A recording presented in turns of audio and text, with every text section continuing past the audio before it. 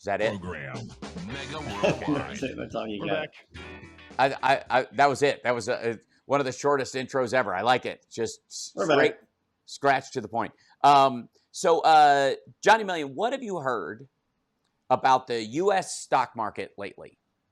Just give me a general. Not a peep.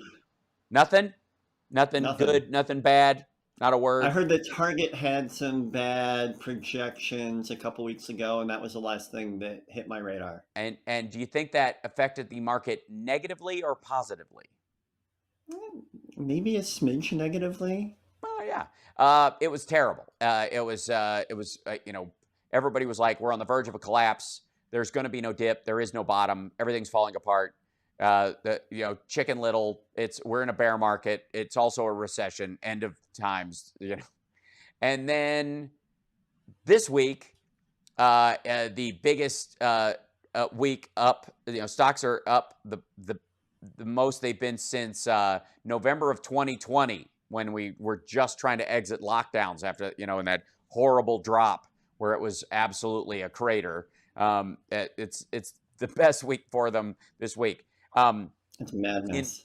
Bloomberg is again, like I said earlier in the show, looking at commodities prices, futures, and the availability of goods and services over the next year, and saying that by the end of this year, if not earlier, and into 2023, inflationary pressures will start to drop to the potential for being deflationary, as I have been saying, largely because of either the normalization of the war in Ukraine and us finding a way around the shock that was created by grain markets and the like being choked off by Russian action, and not only the way around that we've come up with, but also new opportunities where people are going, okay, we're never going back to Russia.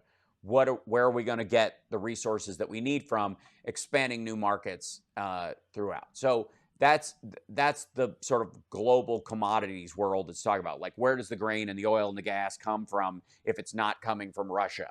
And in the short run, it's very expensive to kind of come up with a new plan. You've been getting it from there because it was cheap and easily available for this time.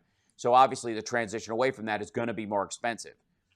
If you calculate in doing business with the likes of Vladimir Putin or Xi Jinping, and you factor that into your bottom line of how much it's cost you over the last few months, much less the last few years, it actually works out to go find another source.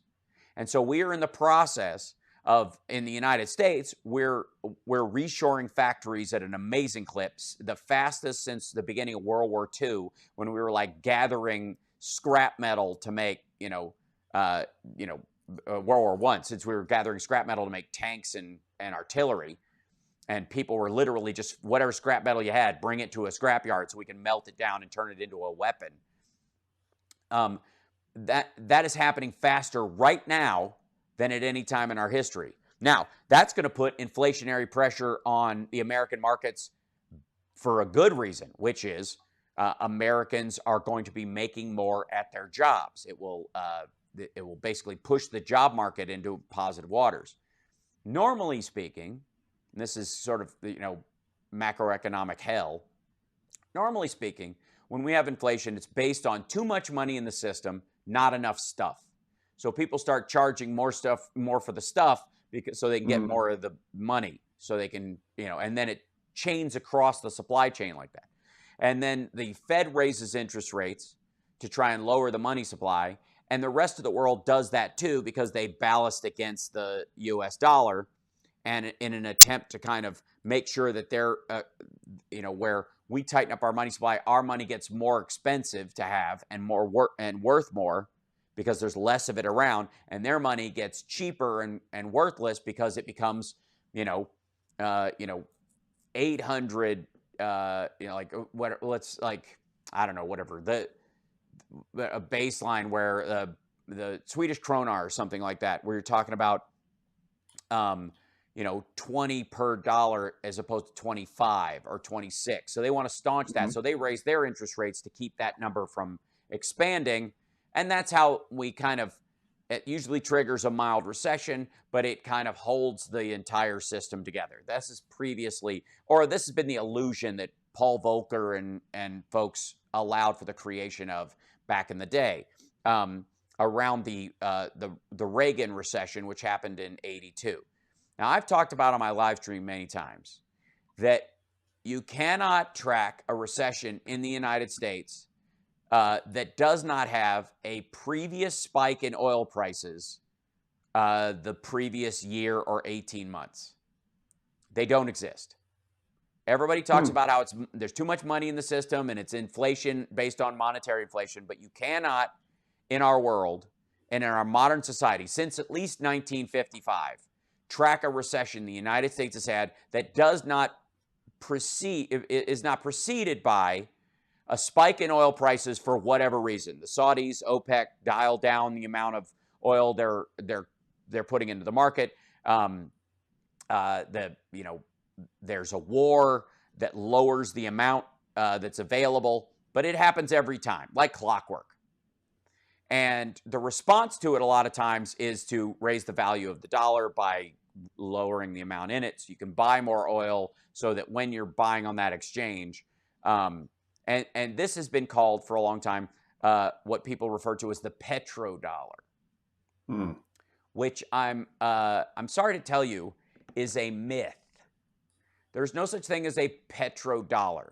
The reason people use the US dollar as the exchange rate for oil and gas is the same reason they use it to pay their bonds. It's the same reason they use it for European dollar exchanges in between other currencies and the euro. It's because it's the most stable and maintains its value with the most consistency. And it has more hitches in its get along to keep it from changing value than any other major monetary system on the planet. In the Chinese yuan or the ruble, they can literally, Putin could make a phone call and say, raise the worth of the ruble, buy some gold and force it to go some way. We can't do that in the United States. We can put political pressure on them. They can pull what levers they have, but ultimately they don't really have that much control over it because our currency is the world currency. It's not a petrodollar. It is a fluid currency the world over. It is no more a petrodollar than when Samsung uses US dollars to pay bonds on debt that it has borrowed, suddenly makes it the Galaxy $7, if that makes sense. It is simply an exchange point. And it's not only stronger than anything that's out there right now, it's the only thing with a future that anybody is betting on. And one of the things that's curious about the raising of interest rates that strategically we're going to do, because if we do go into a recession, lowering interest rates is one of the ways you help right that. And we can't now because we're basically at the bottom. So we got to start ticking them up a little bit. So we have, you got to let the pressure off a little bit so you can tighten it later if necessary.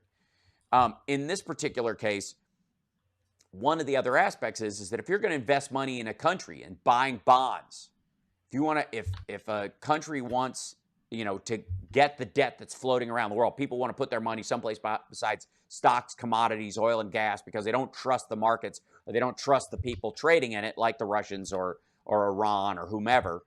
One of the places they do it that's very secure is government bonds. They buy government debt and they get a return on it. Mm-hmm. Depending on how long you have it, short term to long term. And that's called the yield curve. And I'm speeding through this because it's a long, boring conversation. But the long and short of it is that U.S. debt, taking U.S. debt, buying U.S. bonds, investing in the United States is the single most valuable government bond on the planet right now, at around 3%. Even as the Fed starts to raise that rate, and it's 9% on short ones and 3% on long ones, but it stays in long. There's this crossing of the yield curve that everybody worries about because you want the long-term debt to be worth more than the short-term debt so people get in and stay in. But nobody's in that business right now because the whole world's freaking out because there's a war that might, have Russia using a tactical nuke.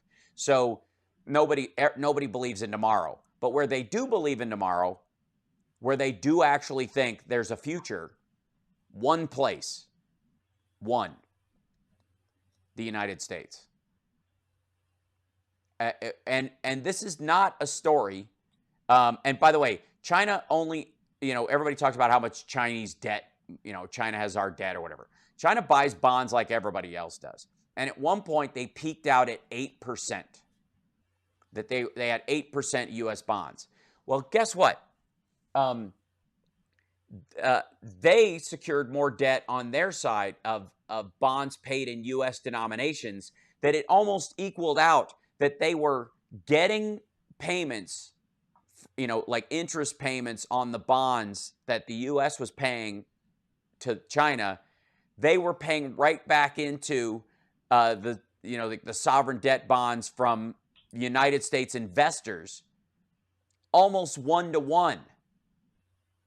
So the money just goes in a cycle back into the U.S. economy.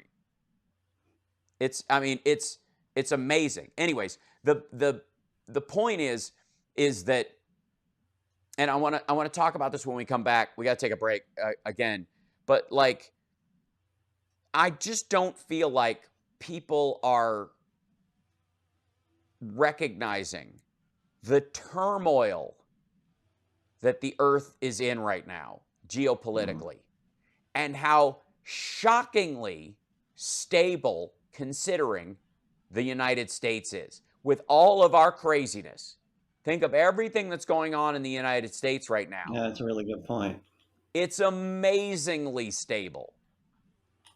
It's almost bizarre how well it's functioning, considering. When we come back, let's talk about Pakistan, China, and Russia, and Iran, and Saudi Arabia, and Turkey. And yeah, we'll be back. It's the House Sparks Radio program, Mega Worldwide.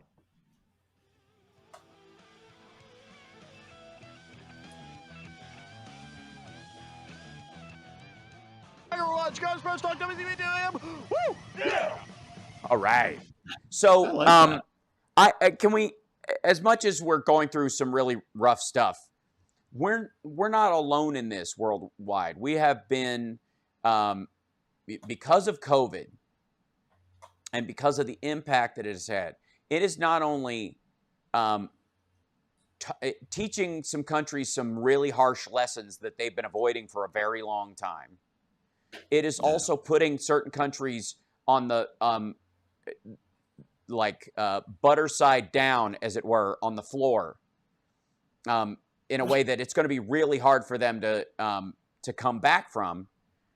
And it's also made us and other countries like the U.S. and recognize where we made mistakes in extending our supply chains too thin and too far away from. And by the way, when I say we, I'm actually talking about like the business community, because it's not governments that order this.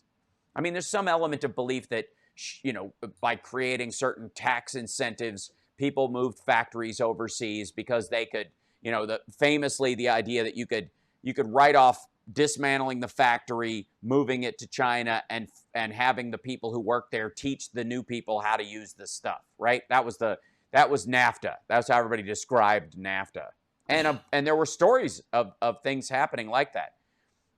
But as much as the government may have incentivized that kind of behavior, I don't think that was the intent initially, certainly.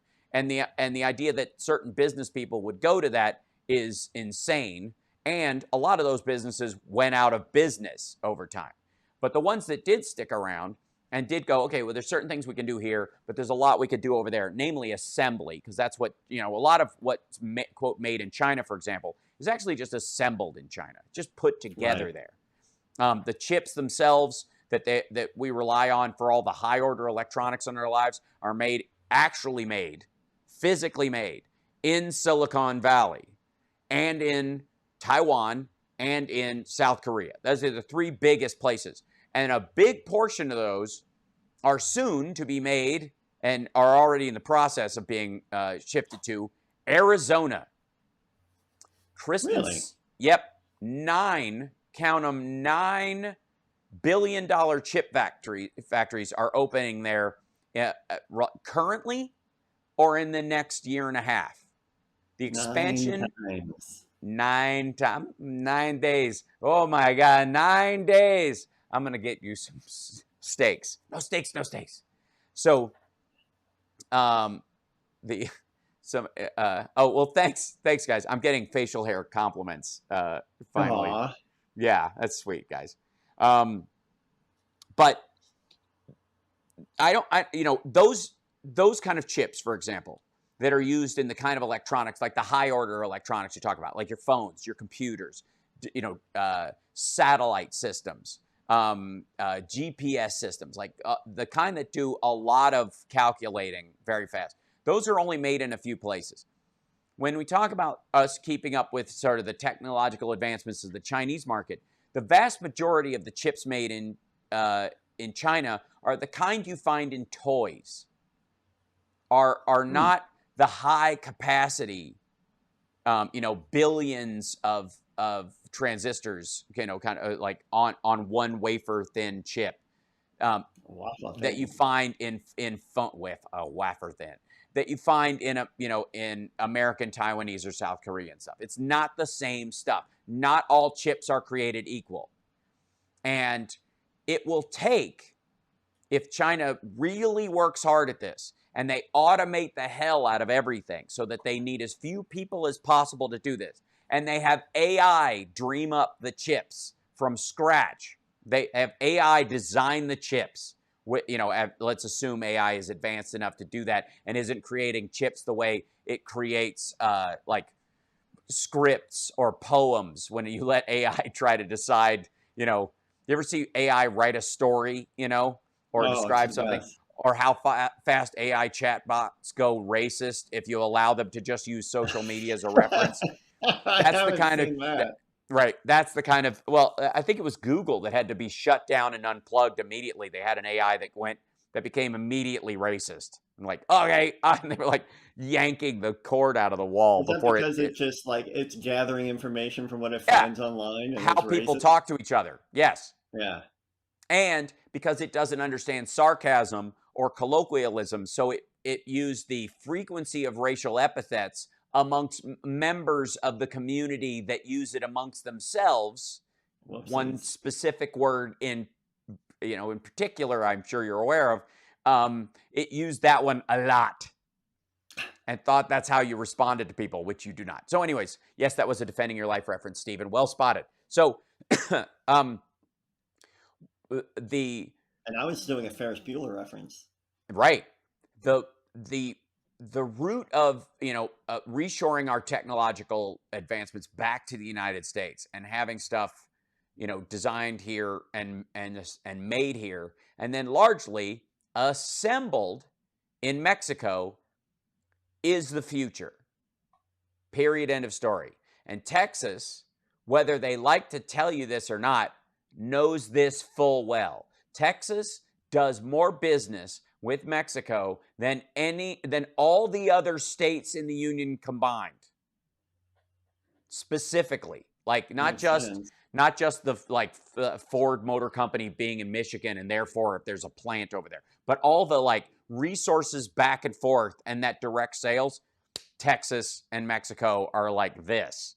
And that's not going to change. As a matter of fact, it's going to increase, which is also going to increase the number of pro-life Catholic Latinos in the state and the pro-life Catholic Latinos that lean Democratic in the state, and is going to, over time, continue to push the state purple, especially once the abortion issue is considered handled in that state as far as they're concerned. It's going to be a nightmare for Republican electoral politics over the next decade.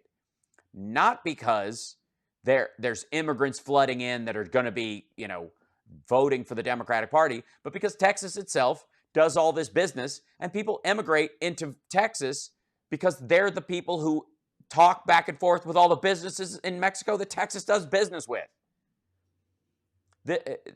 Texas is 100% responsible for the purpling of that state and then eventually it turning blue because of its entire economic structure. The only thing holding it back and that will slow this roll compared to, say, Arizona, Nevada, or Southern California, which also border Mexico, the crap electrical grid. If you're doing business with them, you're going to want to be a part of the greater U.S. smart grid and the rural broadband connectivity that comes with it. And Texas is trying to do this. We're a magic state, all our own stuff. And their regulations, ironically enough, their government regulations against the federal government are going to deny their citizens a lot of normal perfunctory privileges that you get as a citizen of the rest of the country. So the Republican Party, there's a reason why they like Vladimir Putin, why they respect him and think he's a strong leader, and why, while Trump was in office, they begrudgingly, they hated China, but you got to respect them. They're looking out for their own. There's a make China great again aspect over there, and they're looking out for he's as sharp as a tack, and he's on top of it. All those stories that Trump told everybody, he knows him very well, right? He knows like Biden's not capable of dealing with Xi Jinping. They much like Trump, they were jealous of the ego involved more than almost anything, more than the capability, certainly. But they are all doing the exact same thing, which is overestimating their opponents in the economic sense, underestimating their opponents in the geostrategic and geopolitical sense, and distracting themselves based on past grudges.